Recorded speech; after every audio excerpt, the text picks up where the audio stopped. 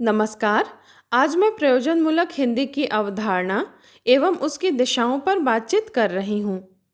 भाषा शब्द संस्कृत के भाष धातु से बना है, जिसका अर्थ है बोलना या कहना, अर्थात जिसे बोला जाए या जिसके द्वारा कुछ कहा जाए वह भाषा है।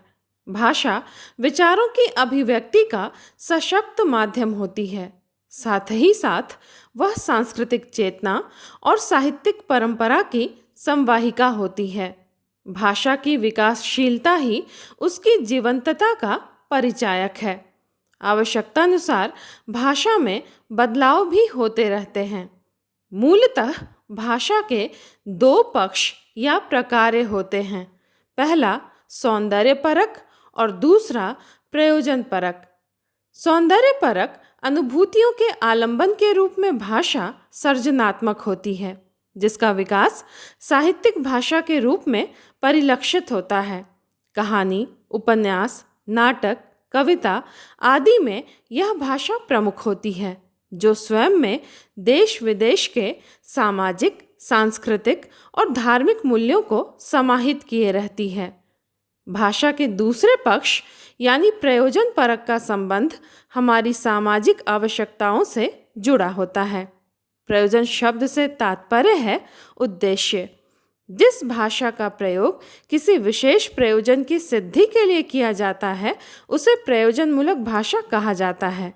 हिंदी में यह शब्द अंग्रेजी के फंक्शनल लैंग्वेज के पर्याय के रूप में प्रयुक्त होता है, जिसका तात्पर्य है जीवन की विशिष्ट आवश्यकताओं की पूर्ति के लिए उपयोग में लाई जाने वाली भाषा। भाषा का यह रूप व्यक्तिपरक होकर भी समाज सापेक्ष होता है, जिसका संबंध मूलतः हमारी आजीविका से होता है, जो सेवा माध्यम के रूप में प्रयुक्त होता है, जैसे बैंकिंग, पत्रकारिता, व्यवसाय, विज्ञान, तकनीकी आदि क्षेत्रों में। प्रयोजन और उपयोगिता समान धर्मी शब्द हैं। किसी वस्तु की उपयोगिता ही प्रयोजन की सार्थकता का मापदंड होती है। इसी कारण जब हम किसी खास प्रयोजन अथवा उद्देश्य से किसी वस्तु का आविष्कार करते हैं, तो जाहिर सी बात है कि उसकी उपयोगिता पर हम अधिक बल देते हैं। ठीक यही बात भाषा के संदर्भ में भी लागू होती है। भाषा का उद्देश्य सदा भावों और विचारों की अभिव्यक्ति होता है, चाहे अभिव्यक्ति मौखिक हो अथवा लिखित। इस सहज प्रयोजनशीलता के अलावा भाषा कुछ निश्चित प्रयोजनों का भी माध्यम बनती है और ऐसे विशेष प्रयोजन के लिए इस्तेमाल की जाने वाली भाषा ही प्रयोजनमूलक भाषा कहलाती है। विश्व की हर भाषा विविध संदर्भों में महत्वपूर्ण होती है। प्रयोजनमूलक हिंदी भी विशिष्ट प्रयोजनों के लिए प्रयुक्त होती है। अंग्रेजी में इसे फंक्शनल हिंदी कहा जाता है। कहने का आशय यह है कि एक ऐसी विशेष हिंदी जिसका उपयोग हम किसी खास प्रयोजन या उद्देश्य के लिए करते हैं।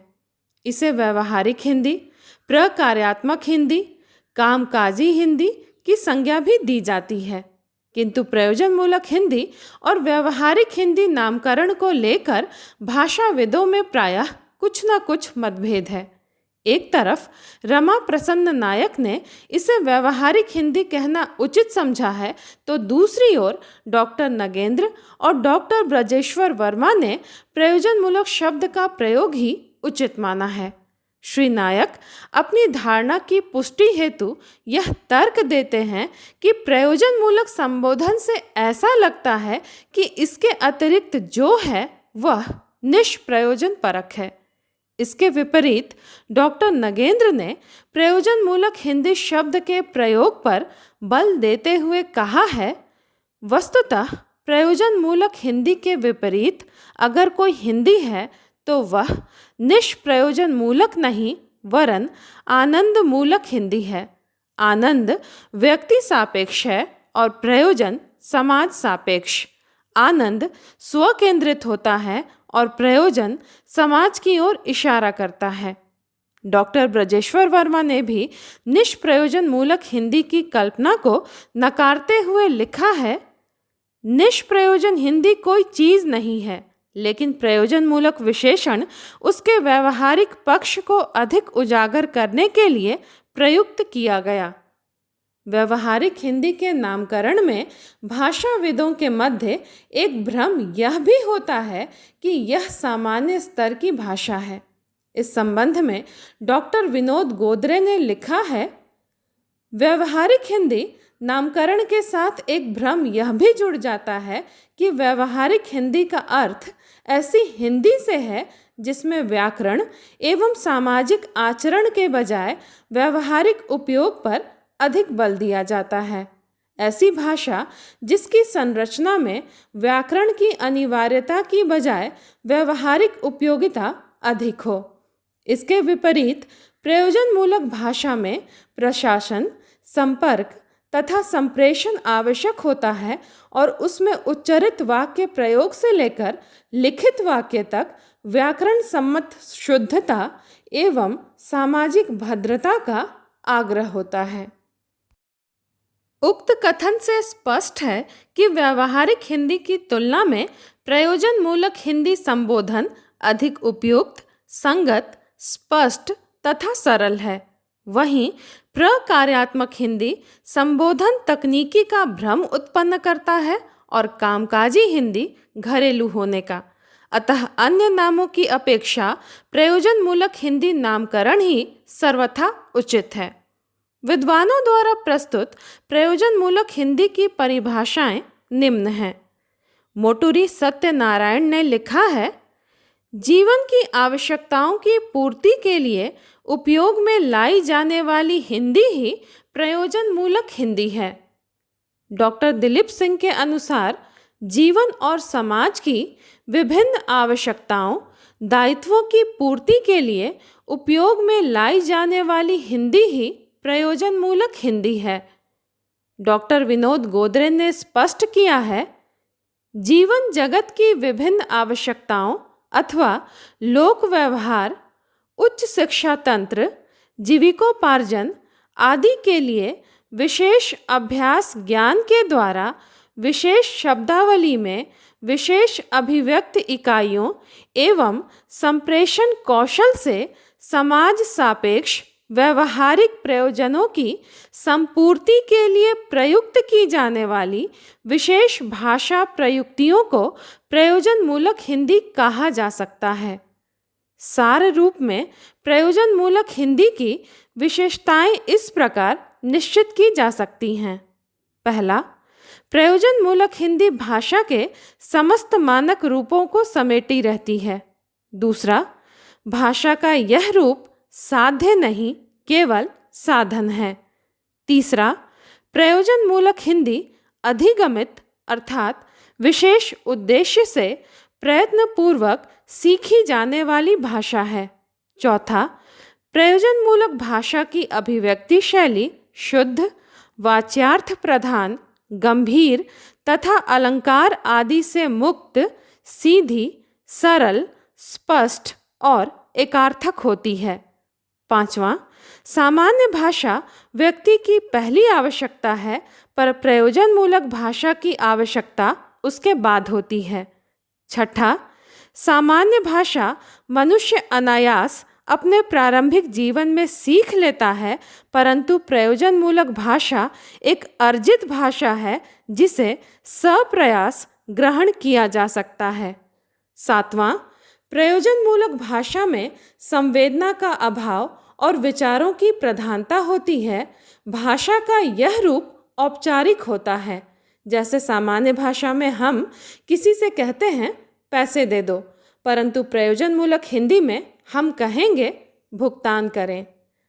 आठवां, सामान्य भाषा की तुलना में प्रयोजनमूलक भाषा का प्रयोग क्षेत्र सीमित होता है। इसका प्रचलन क्षेत्र प्रशासन, व्यवसाय, विज्ञान, तकनीकी, बैंकिंग, मेडिकल आदि तक सीमित है। अब हम प्रयोजनमूलक हिंदी के विविध रूपों या दिशाओं पर बात करेंगे। विद्वानों ने प्रयोजनमूलक हिंदी की परिव्याप्ति को देखते हुए इसके कार्य क्षेत्र की विविधता के आधार पर इसे निम्न वर्गों में विभाजित किया है। मोटूरी सत्यनारायण ने प्रयोजन मूलक हिंदी के 6 रूप माने हैं। पहला कार्यालयी हिंदी, दूसरा तकनीकी हिंदी, तीसरा वाणिज्यिक हिंदी, चौथा जनसंचारी हिंदी, पांचवा समाजी हिंदी तथा छठा साहित्यिक हिंदी। डॉक्टर भोलानाथ तिवारी ने प्रयोजन मूलक हिंदी के 7 रूप बताए हैं।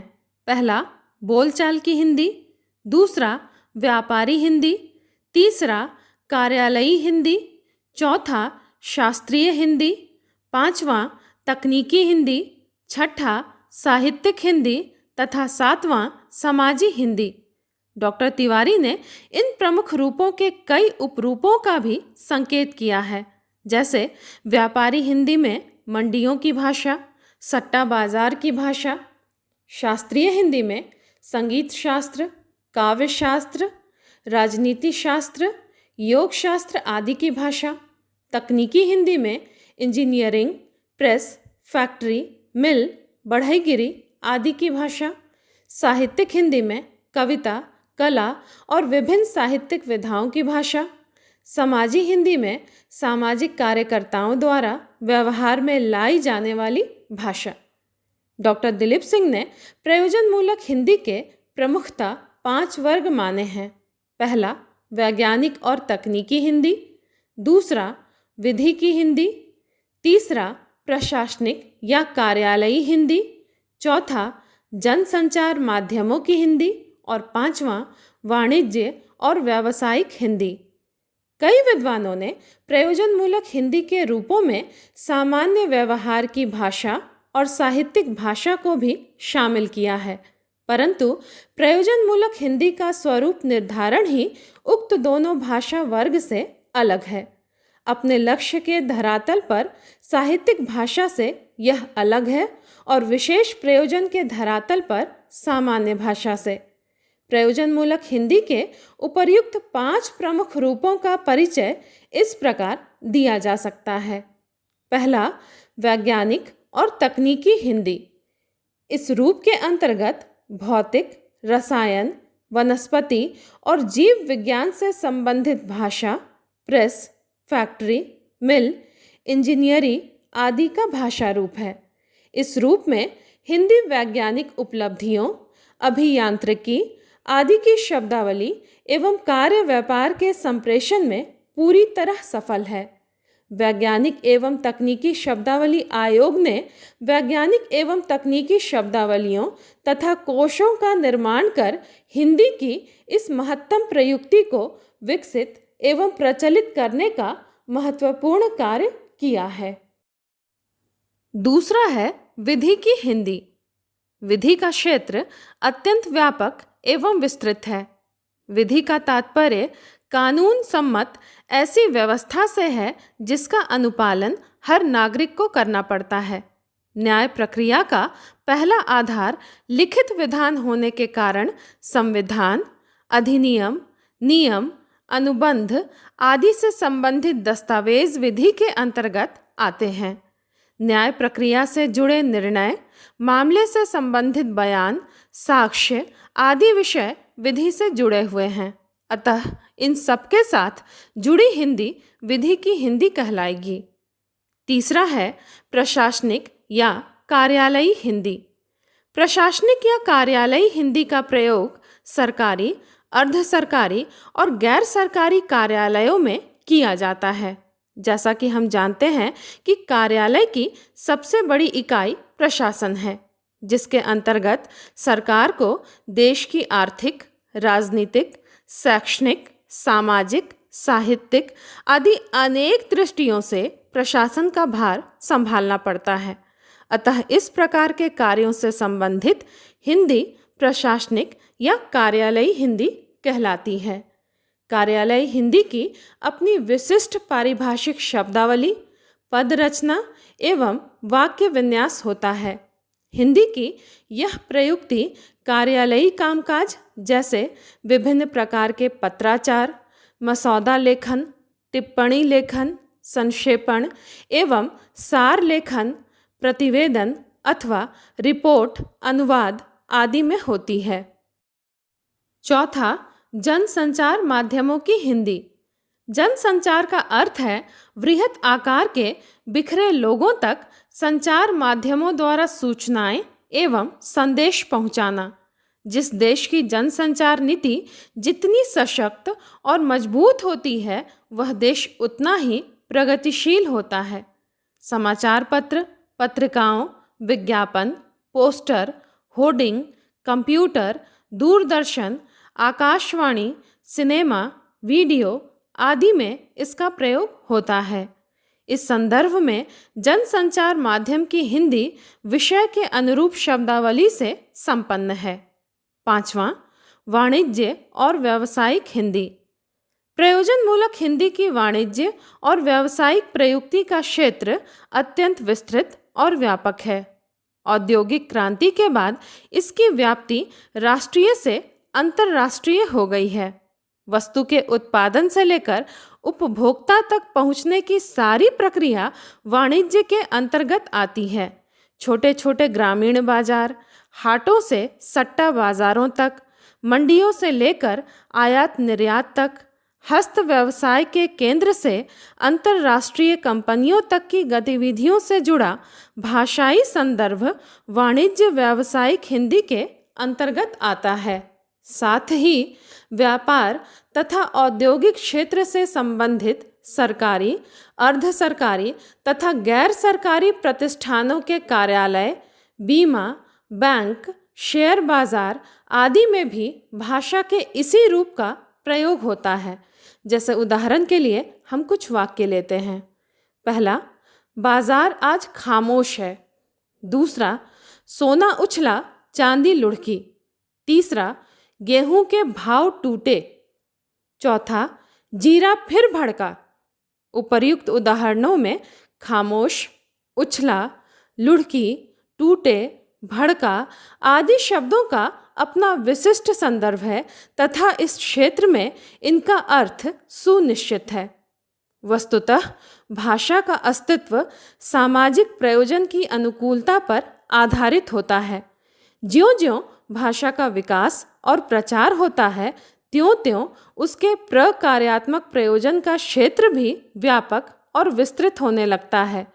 स्वतंत्रता प्राप्ति के बाद नवीन परिस्थितियों के अनुरूप जीवन के विभिन्न क्षेत्रों में प्रयुक्त होने वाले भाषा रूपों के हिंदी में समावेश तथा विकास का कार्य प्रारंभ हुआ।